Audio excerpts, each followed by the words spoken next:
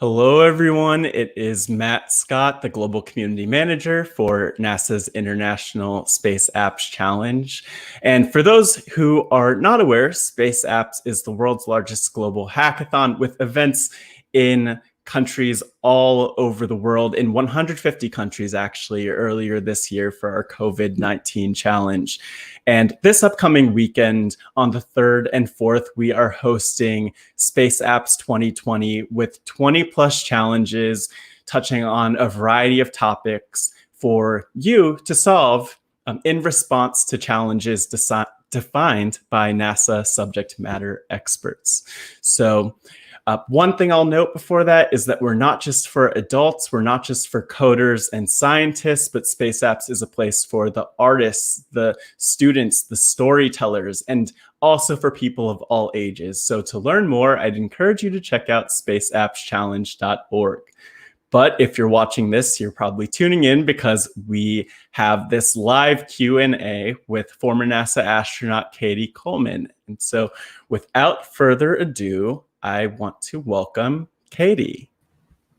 Cady, thanks for joining. It's good to see you. Thanks very much. It's really nice to see you too, Matt. Yeah, thank you for being here. And I'm most excited because the last time that we connected for the COVID-19 challenge back in May, I was able to interview you and ask a lot of questions, which I'm sure will happen a little bit here. But more than anything, we are hosting our first Q&A with questions from the community. So this is a good chance for some of the folks from our community around the world to share their questions for you. But well, I'm glad just because I really believe in space apps so much. I mean, it's this very exciting event, or not. I don't think of it as an event, but it's really like the start of something, because I guarantee you that the friends that you make, and I know you'll be in groups sometimes. I mean, not everyone here is a space apper, but you come and magic happens. It's really fascinating to me, and how many different points of view there can be on a problem. It's really good stuff. And I know that, from our view of the planet, when, we're lucky enough to get to look down and see kind of everybody, it always rings home to me that if everybody could just be connected, then we could solve literally anything. And I think of space apps as something that puts us off to a pretty good start. Wow. Well, that already answers a lot of questions for people. So I appreciate you. Should they do it? Yes. Okay. That was my first question, really, just about what, and maybe you want to expand on what you just shared, but what is it that you see the value of space apps being to participants? I know that you've met many participants over the years at Space Apps and through this community.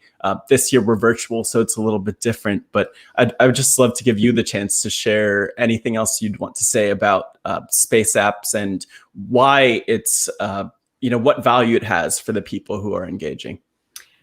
Well, I think of it, I mean, it may not be a beginning, in that you're somebody who, is already curious and thinking about maybe what you have to contribute, but it's a time, it's a way to kind of find another step along that journey of figuring out like who you are and what you have to contribute and how to appreciate what other people have to contribute. And to me, it's very meaningful, because if you have decided, I think I'm going to check this out, even if you don't know what you're going to want to do, you don't necessarily go, oh, I see that challenge, I should go show them how to solve that. Right. That's not actually my way, right? And often I look at all the challenges, I'm like, wow, that looks hard. Well, that looks hard too. I don't know, how would you do that? And if I think about what team to join, it's a little bewildering actually, but any room that you walked in the room, I mean, and now we're walking into virtual rooms, right? You would have something to contribute to that challenge.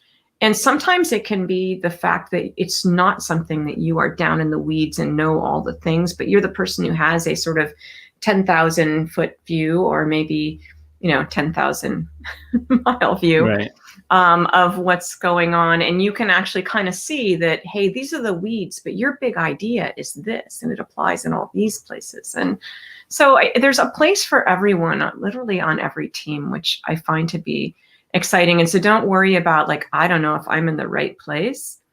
You're in a place where you can do something. There's no question. You may choose to go other places, but there's always a place for everyone in space apps. And I think that's pretty neat. And it's a really big start to figuring out who you are in the greater sort of world.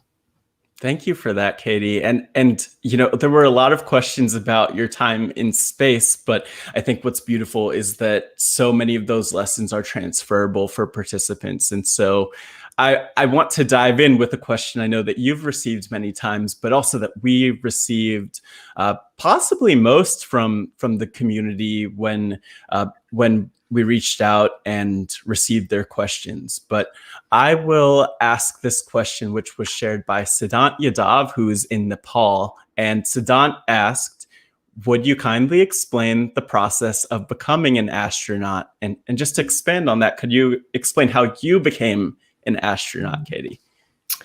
That's, believe it or not, a pretty hard question.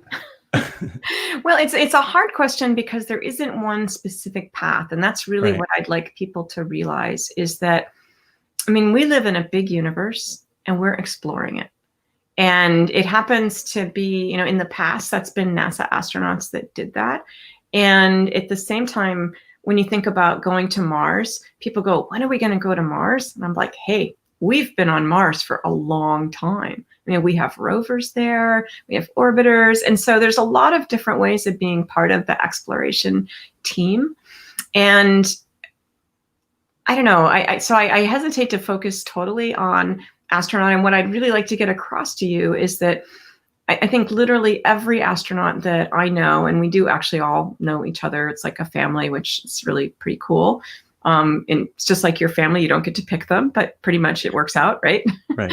Anyways, that all of us, do something that we do pretty well, and maybe we just have a passion for that thing. I mean, I think if you follow the things that you love to do, that is the best advice, as opposed to thinking, oh, will they need that on the Artemis team? I mean, there is always going to be a place for people who bring themselves, and they bring themselves working on things that are really just meaningful to them, because that's when you do your best work. Now, having said all that, there is a process which involves in the United States, and different countries have different processes. But in the US, every couple of years, they announce selection. And the biggest thing, and I think you'll learn a lot, even if you don't want to be an astronaut, I would urge you to fill out the application, because you learn a lot by applying. When they say, well, what have you done in the past that makes you, they just say, list your past jobs for the past number X years or whatever. And being creative about saying who you are.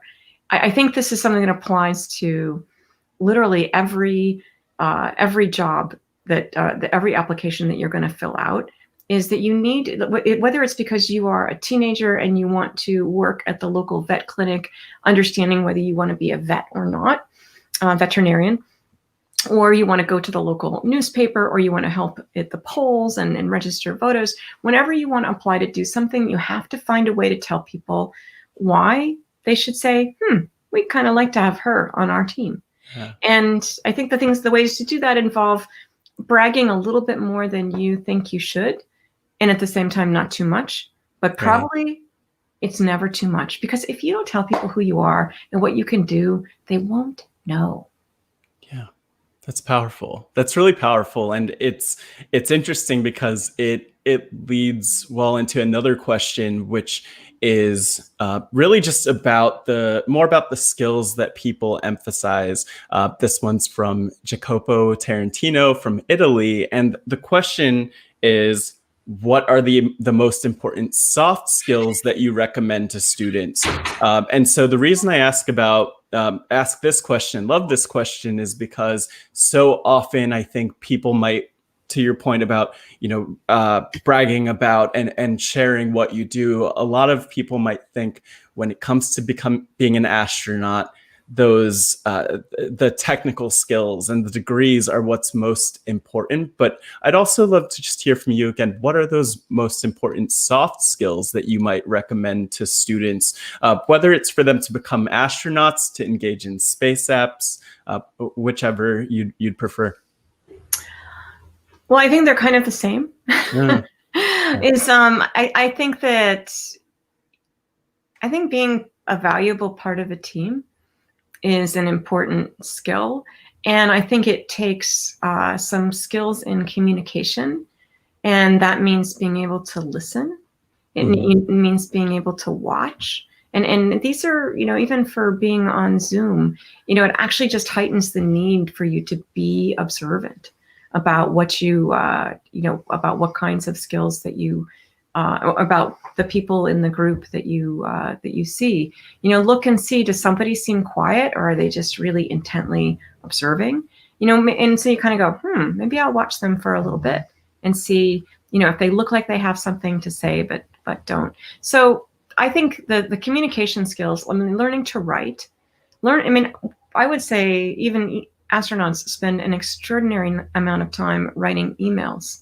And that means, and if you're an astronaut, then people are going to read your email, which means that it better actually say what you mean. And often, if you're like me, writing, and I get to the end, and that's when I actually have formed in my head what I really wanted to say. And that means if it's the most important thing, I have to put it back up at the top. Yeah. And that means that now I probably have to do some rewriting because the important thing's at the top now. The list goes on, but writing and reading, those kinds of things, but also having a sense for people. Or let's say you really just don't have that sense. Let's say that you have really worked at that and it's just not yours. Well, then you need to bring that to the table to your team and say, so I am bad at seeing the people that need to speak up. And so others on the team, when I am talking a bunch, you need to go, hey, so-and-so has something to say. I need your help for this because I have some blinders on about it. So figuring out what you bring and what you don't, I would say is kind of the good start. Yeah, to me, it sounds like from that answer that there are also a lot of different skills that people could bring to the table. So some people might have those really, really strong emotional intelligence or great people skills. Others might bring writing skill. It's a lot of value in what you could bring, and there's a lot of diversity in what people bring. At least that's one thing I'm taking away from that answer. Well, and the ability to supply some perspective, whether that's in the form of a story or painting a picture for people.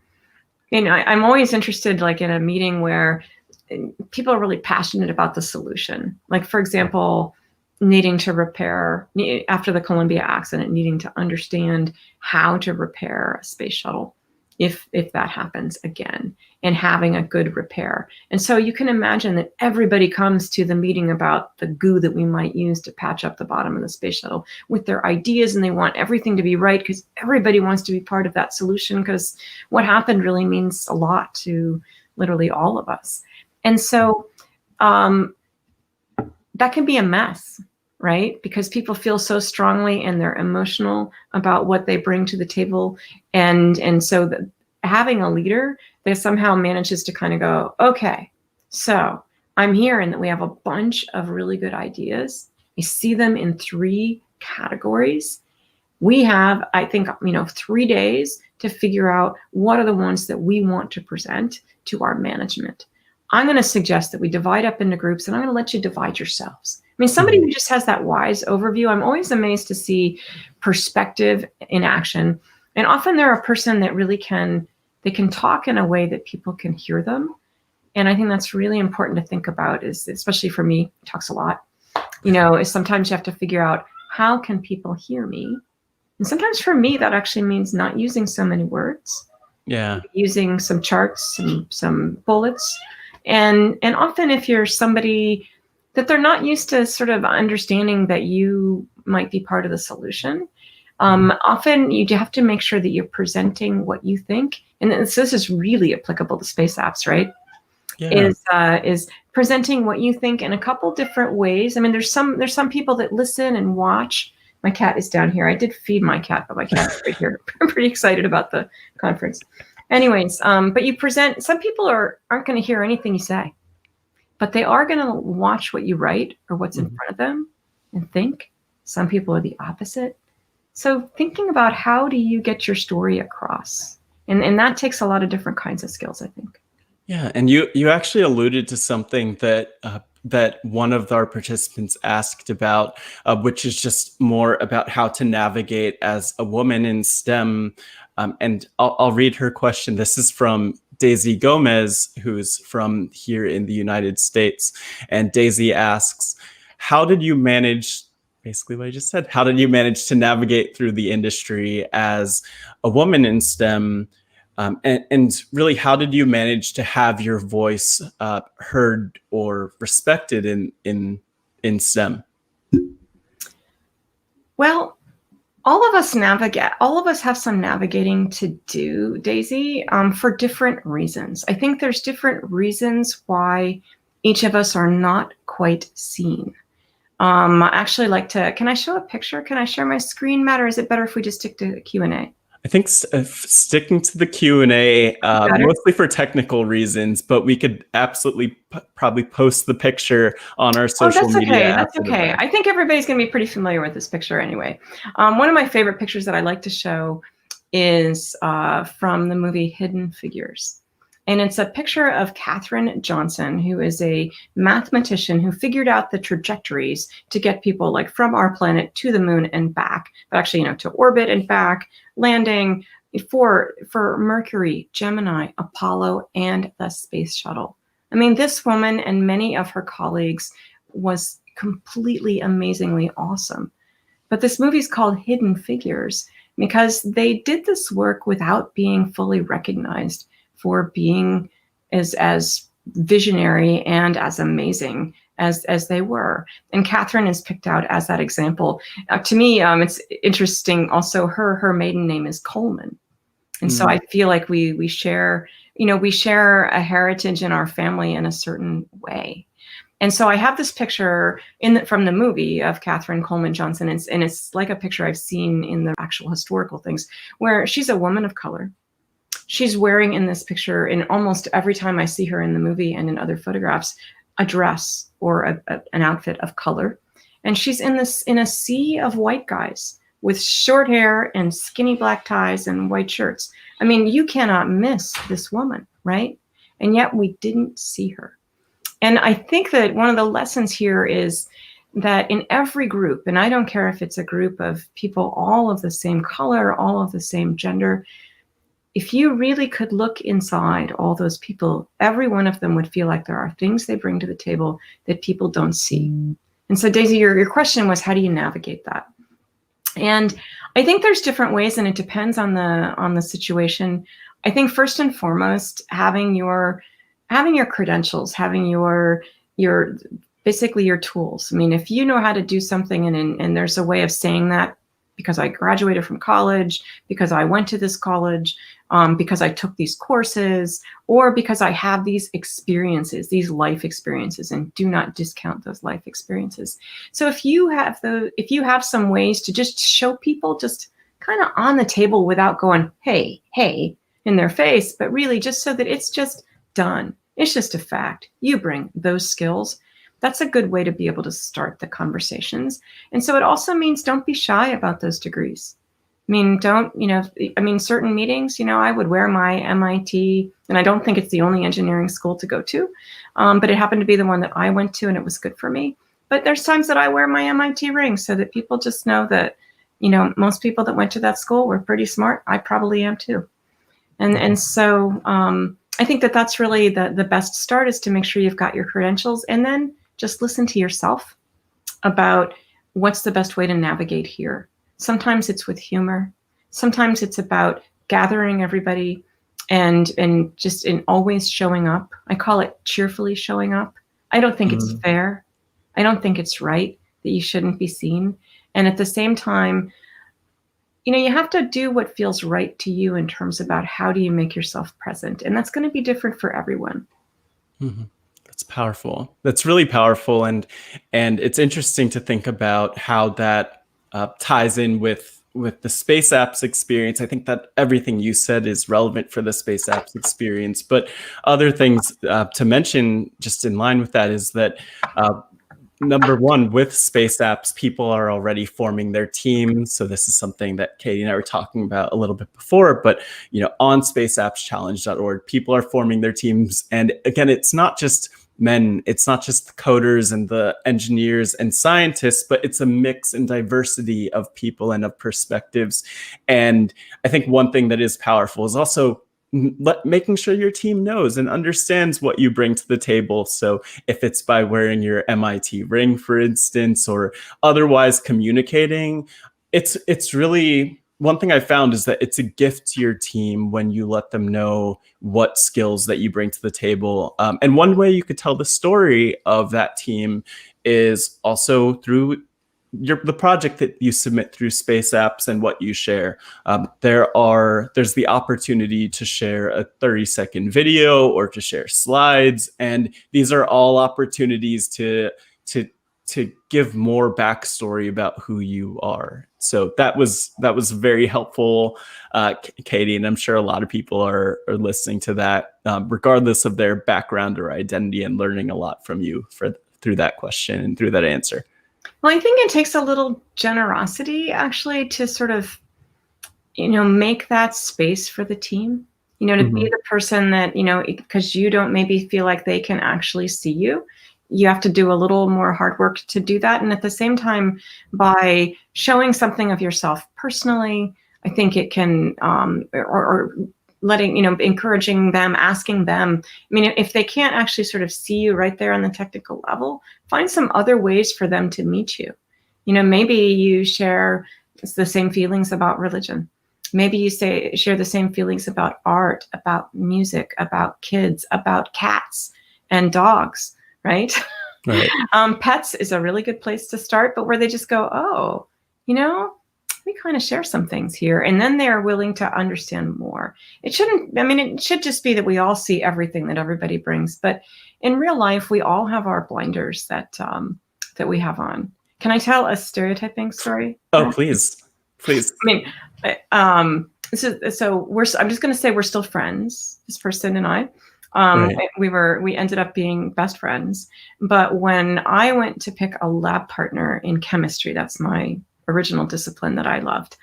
I knew you really, in this first lab course, it's 12 to 5, Monday through Thursday, with Fridays optional.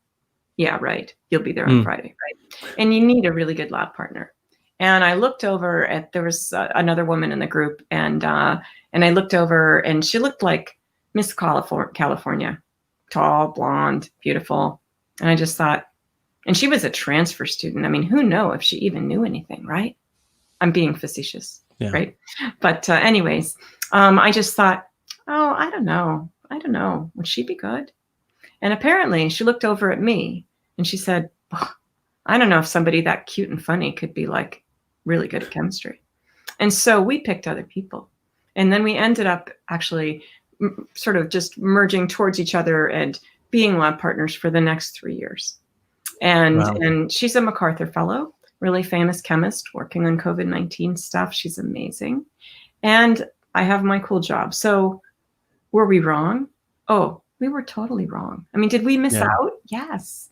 And it's so easy for all of us to not see someone. It's just plain old easier to kind of fall back on stereotypes. And it takes really hard work to do what Matt and I have been talking about always trying to see what do people bring to the table, instead of just, it's really a lot easier to go, oh, he did that. I just hate it when he does that.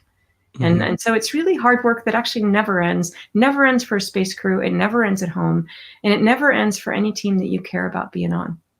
Yeah, that's powerful. And it brings me to another question from the community, because there's a lot that's interesting about everything you've said so far. But with that question in particular, that answer in particular, that story, it was interesting to hear that you perceived, your friend, one of your best friends, a certain way, or someone who ended up being one of your best friends a certain way. But this question is more about just barriers you've faced, and I would imagine that one of them might be how, your perceptions of what you're capable of. But I will ask the question first. Okay. So this comes from Gina Park, who is from Nova Scotia. And Gina asks, what barriers and limits did you face in your career that that almost made you have second thoughts. And I'm not sure if it was from Gina or someone else, but I saw similar questions about imposter syndrome. And so I just wanted to hear from you and give you a chance to share what barriers that you might have faced, whether it was, things that came from within, so to speak, which, for instance, imposter syndrome, or something else that we wouldn't expect. Mm-hmm. So, Gina, I think it's a great, it's more than a question. It's a great thing to be discussing, really. And, in terms of barriers, there's the ones that you build yourself, where you really maybe inside have a little less confidence that you're really supposed to be there and that you're really good at this. I mean, some of that is actually plain old constructive. Like, I'm always a little bit nervous before I give a speech, and I'm a pretty good speaker. But being nervous and actually, I'm somebody that likes feedback and I've learned this about myself, and so I've learned to give feedback to myself. I mean, I'll give you an example, which is that I used to be more of a runner. And I was never actually somebody who was very athletic until I was in college and I discovered athletics. But I would be then running a race, and I wasn't amazing, but I was pretty good. And so if there was like a small race, or maybe there was a really good race on the other side of town and all the medium people went one place, so I could win that race, okay? Anyways, but I'd be running a race and I would just be feeling so bad because I was so tired. I mean, and I felt awful.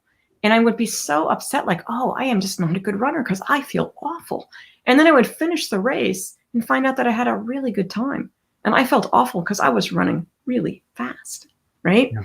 And so because I can't quite feel that and hear that when I'm kind of at that little edge where you're just pushing yourself and there's not a lot of room for that conversation, I would actually learned to say to myself, I am running my race. I am running my pace, running my race, running my pace. And I found that is helpful to me in other things too, where, especially if I don't have that outside feedback where people go, hey, we're so glad you're here. I'll bet you'll be a great spacewalker. That actually is something that's probably never been said at NASA to someone who is 5'4" tall, like me. Okay. Since the shuttle program. I mean, in the shuttle program, we had women doing spacewalks. We had smaller people, many of whom were women, doing spacewalks. But in the station program, we threw out that small suit and had only medium suits. And I had a lot of help and coaching from some of those women in the shuttle program about how to navigate in such a big, giant spacesuit that was hard to operate. But I still would show up at things and people would go, do you fit in that suit? And so I would actually just make sure that I really had kind of my bunch of people that knew. They're like, hey, look at your grades. Your grades are above average. You belong in that suit. And so if you don't have it yourself inside, line up some other people, make some mantras for yourself. But that's really what I think, we're all about right now, is realizing that, it can't, we have to make sure that the kids of the future, if they feel alone, that we want to make sure that they realize that they belong any place they want to be. And they shouldn't have to worry about whether, because we should just be encouraging everybody. Wow. Every answer you have, Cady, I know that I see that we have so many people who are watching live and taking this all in. And so I'm just want to thank you as we continue to go along for continuing to share with the community. And I think the piece that resonates with me, or one piece that resonates with me from that, is what you were saying about each of us is running our own race. So, maybe I'm running my fastest, but it might not be the fastest in the world or the best pace in the world, whatever the goal is for that. And really looking at space apps, the thing that I'd want participants to know is that space apps is about a lot of things, but competition isn't at the focus, isn't at the heart of space apps. There are global nominees who win at each of the local events, or who are recognized at each of the local events, and then there are the global winners and others. But the thing that I've found really powerful going to events in person is that you have so many people who show up and realize, I might not have the best idea, or I might not even have an idea. I might not have a team that has all of the skills to create what I want to create. But the thing that's really inspirational about space apps for me is seeing the people who are willing to try and use and leverage space apps as a learning opportunity to learn those STEM skills, but also the collaboration skills and the other soft skills that you were talking about. And I think it's always important to say that, because you mentioned it toward the beginning, space apps is open to people of all walks of life. And so I think it's important to underscore, you're running your own race. It's okay if you don't have the winning idea. And maybe 1 year after you continue to try and go to hackathons and work on solutions, maybe you will have a winning solution. But when it's an opportunity to learn things, it may not be learning something you want to do eventually, but at least you have that perspective. Like, I'll give you an example, coding. I mean, I just didn't grow, I did actually grow up with like the little punch cards, right? And programming and Fortran. And, but I kind of stopped, it wasn't a computer science major. I did a little electrical engineering, tiny bit, but wasn't so good. Went straight back to chemistry. Anyways, but coding, like when people go, okay, so we're going to code, that was going to be really hard. And so you can say, well, so why is that hard to code? What is the barrier here? Like, what is it about coding that makes this problem really tricky? So there's always a chance to learn some things. But I also will tell you that the person, like, I don't know, it just takes a whole bunch of different kinds of people. There'll be somebody, somebody that will just know exactly this like technical little thing that applies in this situation. And almost always it's about a combination of disciplines, right? It's about somebody that understands that there are a gazillion databases at NASA. There's somebody else that understands that, hey, I want to look for stuff and I can never find stuff. There's somebody else that knows the coding. And there's somebody that can tell the story of what happened here. And these are people that won 1 year. I remember I was there in New York, where basically they go, you can't, like, the NASA databases are all just organized on all these different principles, and you can't search them. Like, if you look for space, you look up the word space, you won't find it in any of the databases. And so they had these great ideas, but it was partly the person that told the story about that, and the fact that this team managed to combine people from all these different disciplines. That's why I think they succeeded. So it's a chance to learn stuff that you didn't know, and just realize that just being there, you are contributing. Yeah, and it's fun. Yeah, and speaking of fun, there were a number of questions also just about your time in space more specifically. So okay, I can be shorter at answering too. Oh, Matt. no, Sometimes I talk a lot. No, this is perfect. This is perfect, and I think it's good to get the context from you. So you're doing a great job as always, Cady. I love to hear that. Thank you. Yeah. Positive reinforcement, very good for me. Positive reinforcement. Like we're modeling it now. But to get to the next, this question, which is from Jasmine Bakhtiari from the UK. Okay. Jasmine asks. I would like to ask you what your favorite experiment was that you conducted in microgravity, and not just your favorite, but Jasmine also asks which was the easiest, which was a very interesting question for me. So favorite and easiest experiments while in space. Well, favorite usually involves when I can actually, knowing that what I am doing, me personally, the care I'm taking really affects the outcome. And also just that there's maybe some skill involved. And back on STS-73, that was my first flight. It's a laboratory flight. So in the back of the shuttle payload bay, we had this laboratory, and it's literally a practice space lab. In fact, this is the patch for that right here. And if you look at it, I'll bring it up to the camera here. Whoops, a little bit. Not so easy here. But you can see that it actually kind of looks like the cupola window there. So it looks like the cupola window in right in here, and it also has some shapes that show solids and liquids and different equations and things like that. And it's because we were practicing for the space station. Like, if we build this space station, how are scientists going to know what the results of their experiments are? You know, what can we do? How much do we have to study? How much do we have to learn? And one of those experiments was a little box that has literally got speakers on all sides, and we would inject drops into it. And so it'd be a drop, right? It would be a sphere. And then by using the pressure of the speakers, we could like flatten that drop. So it's like a pancake. And then when you turn off the speakers, it's going going, going, going, and it's bound, and it slowly settles down. And getting that to be just right, the drop right in the middle, took sort of like tuning. You'd kind of go a little bit on this knob, a little bit on this knob. And it just, sometimes you'd turn a knob and you wouldn't even really know why, you just knew you should. And having it have a good start was really important. So I really loved that experiment. We all did. We'd kind of fight over, oh no, I want to do that. I want to do that. And what we're learning is, like, we'd have liquids that have surfactants in them that make them flow through pipes better. And what they would do is figure out, when they can figure out by how it recovers, how fast do those like surfactants, those soaps, get to the outside of the drop. So I thought that was a pretty cool experiment. Not easy though. I will say not easy. Mhm. And then easiest, you would think the easiest thing would be the nutrition survey that we did as part of our just living on board. We were supposed to actually write down, like at the end of the week, we'd have to answer all these questions about what we ate that week and how we kind of felt about it.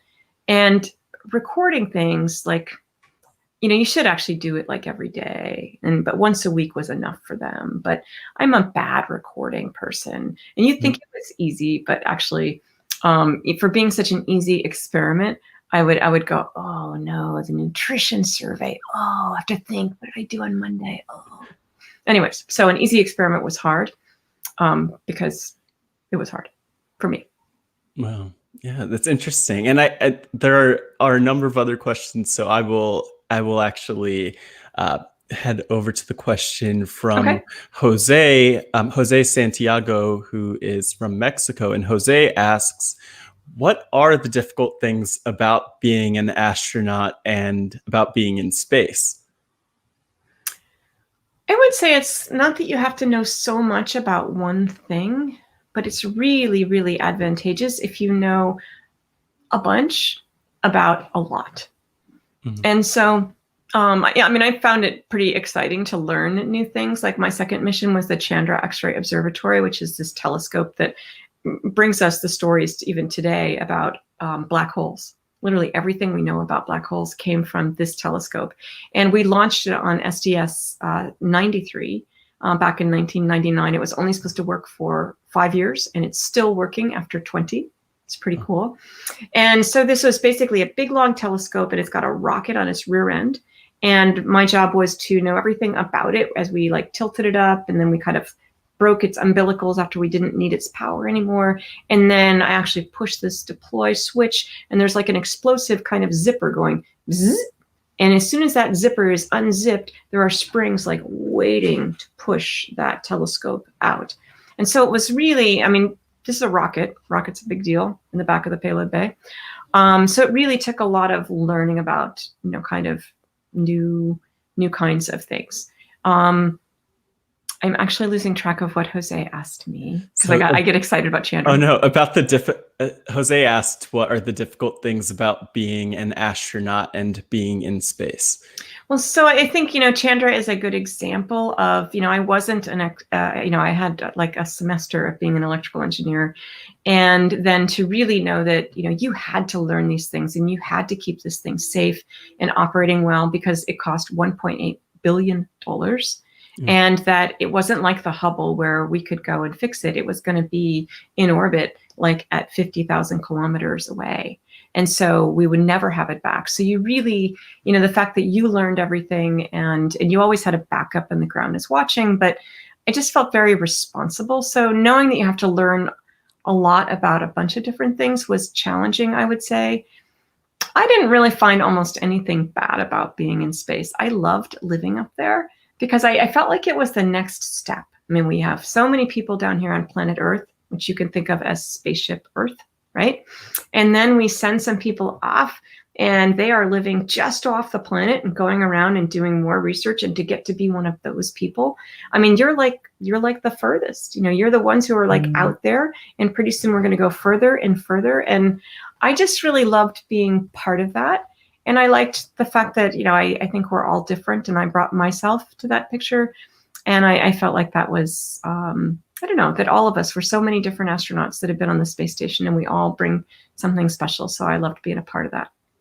Thank you. That was an amazing answer. And I have another question for you. Rapid fire to get a few more Yes, within I'm ready. this time. So this is a question from Miguel, who is from Uruguay. And Okay. Miguel asks, what does it feel like to sleep without gravity? I'm going to say delightful. Wow. And that I used to like to take my sleeping bag, which is really it's like a sleeping bag, but it's not very heavy. It has armholes, so you can put your arms out. But I would actually sort of tuck my knees up inside, so I was a little ball, and then I would zip it up, so my knees are staying tucked up. So I'm sleeping like a little ball. Some people like to have their sleeping bag anchored so it doesn't go anywhere, but mine would be kind of like bobbling around in the cabin. And then I would wake up maybe looking at the bottom of my computer desk and go, oh, I must still be in space. So excited. Yeah. So I loved sleeping. I think the rule is if you have an easy time sleeping on Earth, you'll have an easy time sleeping in space. If you have a hard time sleeping on Earth, you might have a harder time sleeping in space. Yeah, this is a really interesting question to me, because one of the challenges that we have for this year's space apps, or should I say this coming weekend space apps, it's focused on sleep, and it's focused on just how to help astronauts navigate sleep in space, for instance. So we're creating solutions to make it easier as a global community this coming weekend. But I have another question that's related to this, okay. Which is also about, you actually touched on this. I think you're good at guessing what questions are coming up next. But this is a question about, it comes from Marina, who is from Brazil. Marina is one of our local leads putting on one of our all virtual local events this coming weekend. And Marina writes, what are the body and mind hacks you apply during challenging times to overcome fear and mental fog? So what are the body and mind hacks you apply during challenging times to overcome fear and mental fog? And there's actually a part 2 to that question, which is just asking about beyond any physical challenges that come to mind, are there any mental ones that people might not think of from that you might encounter in space? Well, I'll give you a couple of short examples.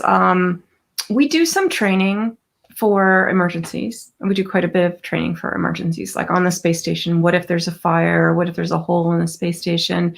And we do that training together with our crew, so we find out what each of us is good at, what each of us is not good at, and we have to actually just tell each other, this works when you do this, and this doesn't work, and so taking those lessons to heart. And then I would have a little notebook. We almost all would have like a little notebook of the kinds of things, just a few things that we want to remember in different situations. And just the fact that you have the notebook kind of is its own reminder. And so I would have some reminders for what are what are the things that I might do not as well during an emergency. And I'm somebody that can think like 3 steps ahead. I'm always like thinking in this space and a little bit further and a little bit further. And, oh, what is the ground thinking about while we're doing this? So I'm somebody who's got sort of that big picture like that. But just because I have that picture doesn't mean that other people are ready to hear it. Because they're maybe really processing right now correctly. And that I have to be careful and make sure that I am talking when we've all agreed that they're ready to listen.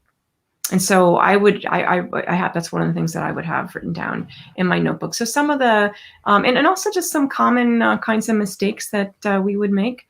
And I think that we share those things with each other too, so that we can help each other not make mistakes.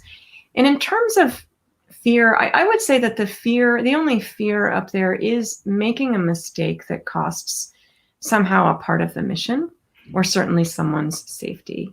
And yet the time you make a mistake is when you're worrying about making that mistake, right? Yeah. And just like when somebody says, oh, what's their name? And you're like, oh, and you're thinking about, what if I don't know their name? And then you don't really get to think about what is their name.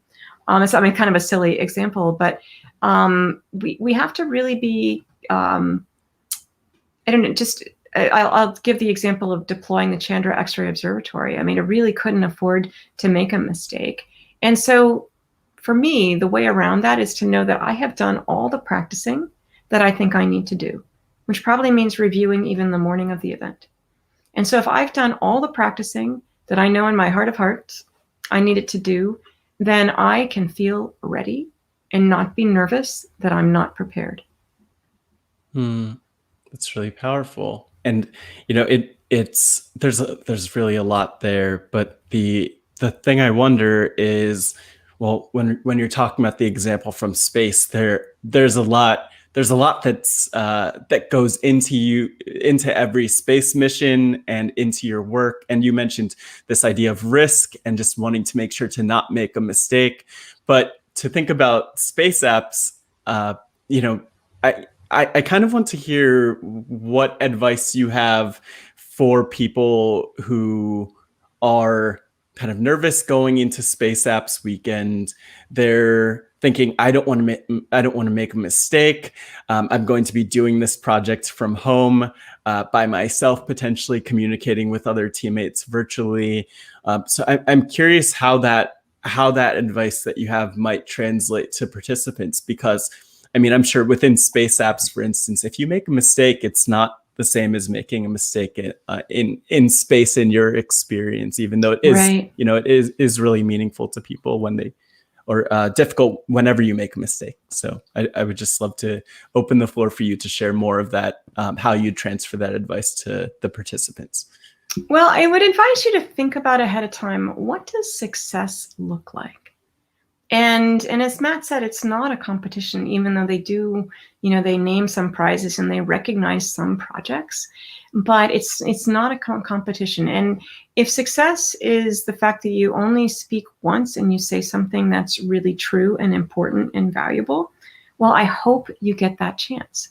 But it takes a lot of particular circumstances to actually have that happen. I would prefer to have success be that I learned something that I didn't know, that I got to appreciate some people that I thought I might not even like, and that I learned that I had a contribution to a field that I never would have thought that. And then I would think about, how can I make sure that I'm going to be successful in that way? And I think that brainstorming is really important. I think ridiculous brainstorming is really important. Now, you mentioned that, we don't want to fail, we don't want to make a mistake, but actually, when you're doing this kind of project, I mean, think about first of all, there is no failing. I mean, trying things that don't work is an excellent way to get ahead. Because otherwise, how do you know what doesn't work? I mean, you may as well try things and check them out. But I think of like brainstorming as kind of like throwing spaghetti against the wall, or pasta, right? Right. And seeing what sticks. And if you can find I'm not going to give a good example, but a way to make it almost like ridiculous. Like, I think that this is where I remember in that Space Apps, it was the first beginning of people talking about, well, maybe we should have a helicopter on Mars. Well, how many blades should it have? Does it even need to have blades? How hard would it be? And at that Space Apps that we went to, Matt, in New York City. Yeah.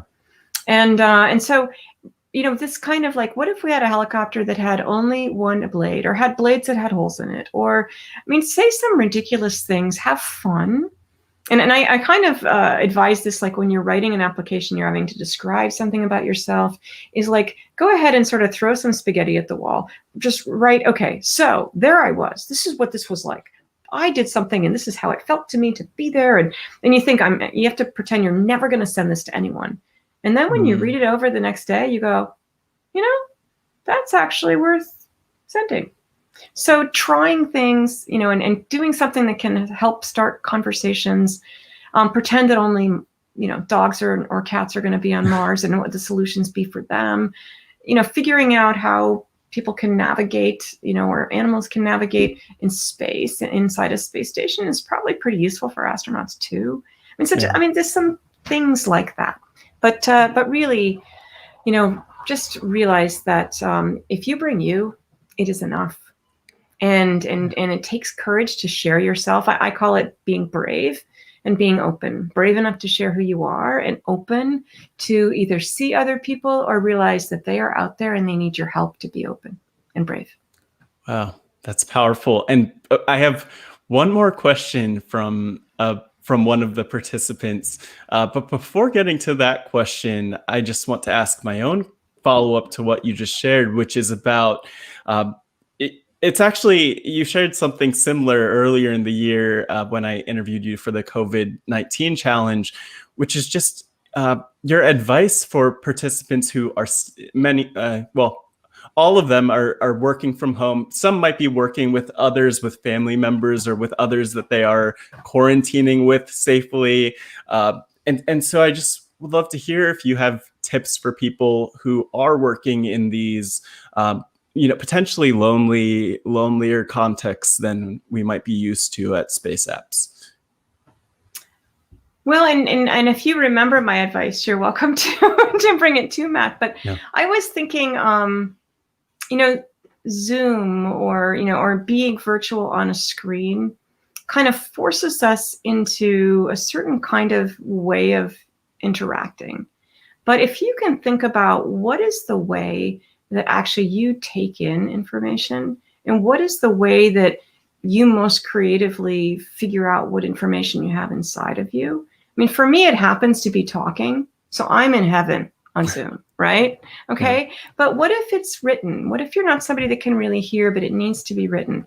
And so, make it so, be the one that knows how to see if there's a whiteboard function and everybody can see it. Or that people are going to put in some, everybody's going to draw something out, or, figure out what works for you. And so realize that sometimes, when you feel like, boy, this just isn't quite working, realize that, well, it might not be my easiest way to interact. And see if you can tailor it, see if you can tailor it by having people submit links to their stuff in the chat, or, I'm making up different things that might be optimizing, but if it's not optimal for you, see if you can find some creative ways, and you'll find there's others in your group that are going to participate, are going to appreciate whatever solutions that you are bringing. And the other thing that I do actually in those chats is I always go to the gallery view, unless someone is talking and I need to see what they're doing up close, or watch out for that presenter view that can dominate the screen and all the people are just small and you can't see all of them. I find it's very helpful to physically see as many of the people, and I sort of page back and forth between them so that I kind of feel like we're together. Mm-hmm. I like that. And I think that's a great piece of advice. And you did mention for me, you did prompt me to call back to your previous advice from the COVID-19 challenge, which feels like it was so long ago now. But the other advice that you shared there was just around, I'll say first and foremost, I think it was in the context of just talking about your love of music and practicing music while in space. And, thinking about that, we were talking about just taking time to get outside and take breaks and to sleep as much as possible, over the course of the hackathon weekend. That is really true, Matt. Yeah. I'm interrupting because it's so important, is that, if I went back to space, candidly, I would sleep more. I'm somebody who, I sort of have my time alone by being the last one to go to bed sometimes, or I don't want to leave other people alone. I kind of always want to be there for them. And so I'm up with them. And, you're all smart people. There's some TED Talks about this. It is so quantifiable that you are able to be contributing more if you sleep more. Yeah. You really, sleep is really important. But also, I'll pick up my flute and I'll play. I mean, not in front of people, maybe not. But I mean, pretty much, like we have a session and then we're gonna go off and do our own thing. Make sure you do things where you just feel like yourself. Yeah. And whether that's going for a walk or lifting weights or cooking dinner or playing with your kids or your brothers and sisters or your cat, dogs too. It's okay, dogs. But anyways, do some stuff that kind of reminds you of who yourself is, and also don't underestimate how hard this is. I mean, I'm spending some time on Zoom or on the computer, and it's really taxing. I mean, you can actually kind of hear that in my voice today. Is that I've done a couple things here today, and it's really astonishingly more taxing than being in person.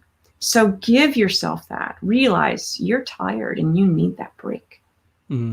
That's powerful. And I think this is a good time for the last question, which is from one of our participants, an anonymous participant, but it's a great question for anyone who is tuning in to hear, which is, what would you tell this person asks your 15-year-old self, but I'll say, what would you tell yourself as a teenager about pursuing a career in space?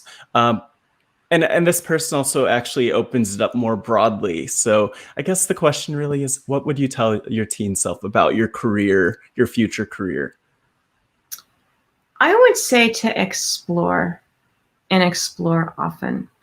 I think, that so many adults, and I know that my parents' friends, and I do this to my kids' friends, okay, is my parents' friends would ask me, and I did pretty well in school. I'm lucky enough to kind of be able to do like those standardized tests, which I do not think are meaningful, by the way.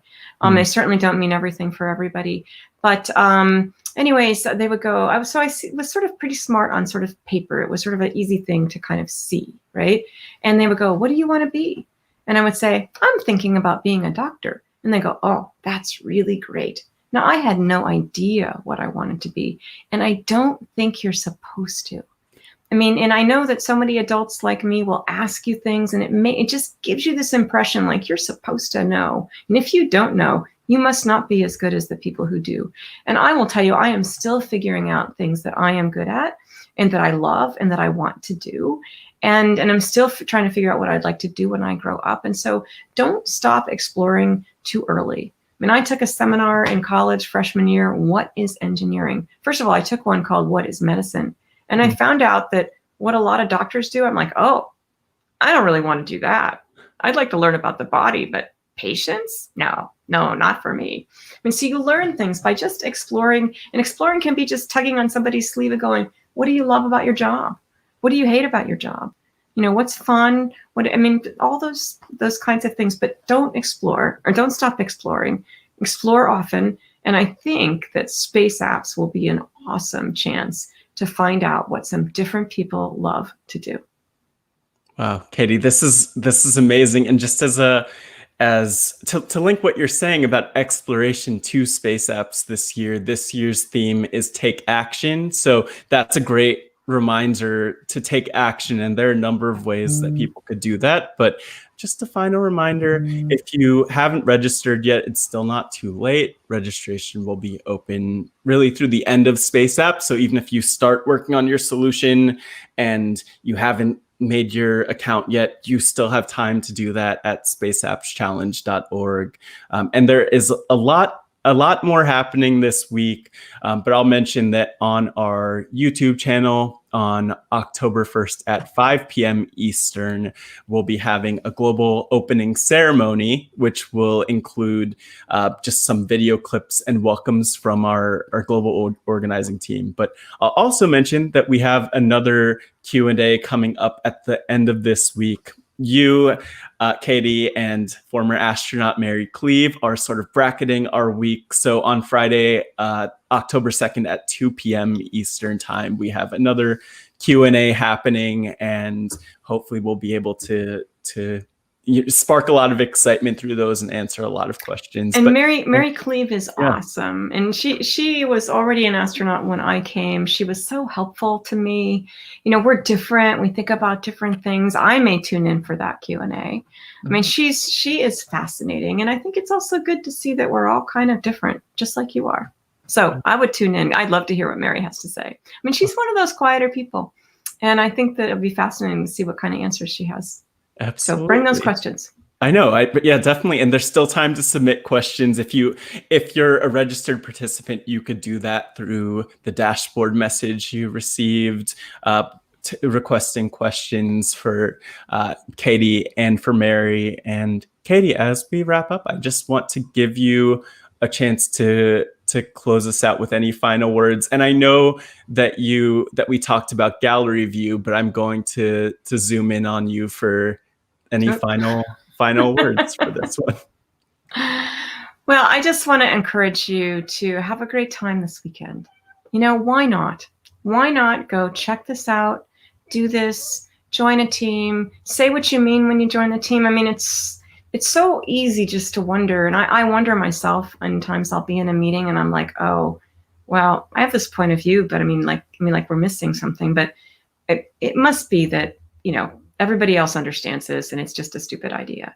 I mean, and make yourself bring those things up, because you're going to find out that it's something they never considered, or they sort of threw it out without really considering why they might want to keep it in the mix. So bring your ideas. Realize that so many people, when you ask your questions, everyone appreciates that you ask them. And if they don't, they should learn a little more patience, okay? Because, you know, you need to be able to explain. You need to be able to just, I don't know, make sense. And so when you ask people and they can't answer your questions, that means that everybody has a little more thinking to do. Be kind to each other, have fun, figure out what people bring, and let's change the world. I think you will. Thank you so much, Cady. I hear the virtual round of applause happening. So thanks as always, and take care. Okay, thanks very much. Right. We'll see you.